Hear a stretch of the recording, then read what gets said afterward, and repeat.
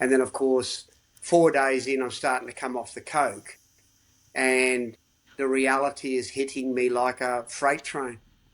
And I just sobbed for the person that I'd lost, the person that I was.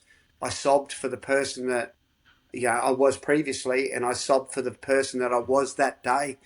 I was scared. I was fearful because I thought I'm going to die here.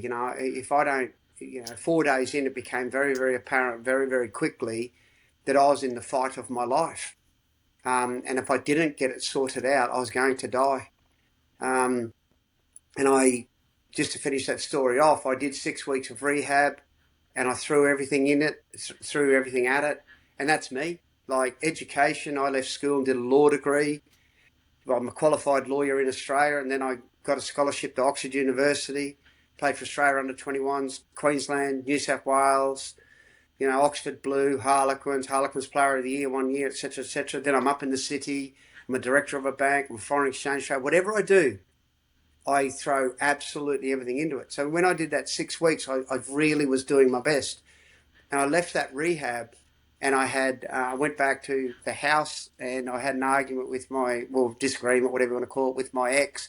And she said, get out of the house. This was 8 days after rehab. And I said, please don't kick me out of this house. Please don't kick me out of this house, because I knew I wasn't strong enough. And anyway, I left, jumped in the car, went into a hotel room, and I was in a hotel room in Southend for 3 weeks.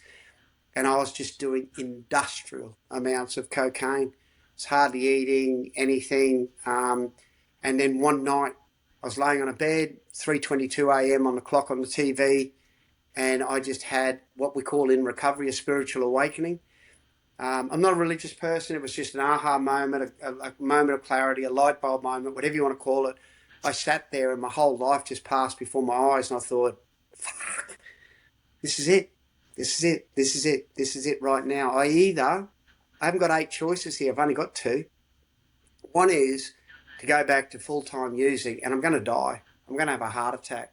My heart was under so much pressure at times. I could hear my heart beating against my chest plate at times.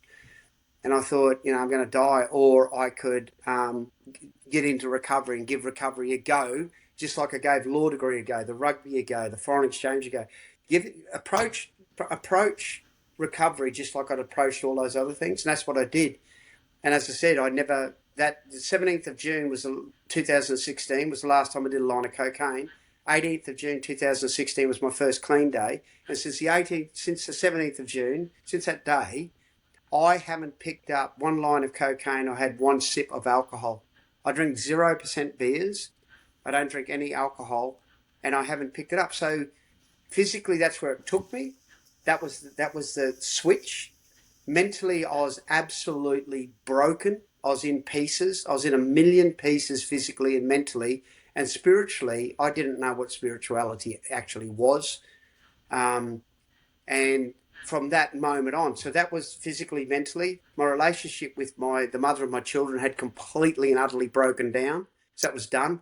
My close friends and family didn't know I went to rehab. They didn't know I was a drug addict. They didn't know I was using drugs. Peter Winterbottom's a great mate of mine. I went and saw him 2 years. I was about 18 months clean sober. I drove over to his place in Surrey and stood in his house and said, mate, I need to tell you something. And he said, what? I said, I went to rehab 18 months ago. He said, what for? I said, drug addiction. Mickey Skinner, Brian Moore, Jason Leonard, Will Carling, Simon Halliday, David Pearce, none of them knew. Guys at work who I'd worked with for 10 years didn't know. And so I distanced all those relationships. So physically I was gone, mentally I was gone, spiritually was nothing. The relationship with my ex broke down. 3 months ago, 3 months clean and sober, and I split with her. And then I had to resurrect all my friendships. I had to speak to my brother, I had to speak to my father and tell them what had happened to me. My best mates in Australia, I had to let them know. And so all these guys that I'd pushed away for years and years and years, I had to go and get honest with them and basically resurrect relationships. So basically, my life physically, mentally, spiritually, relationship wise, cost me a ton of money, cost me a divorce. Um, the repercussions and the consequences were drastic, were major. Yeah, Yes. tough stuff, really tough stuff.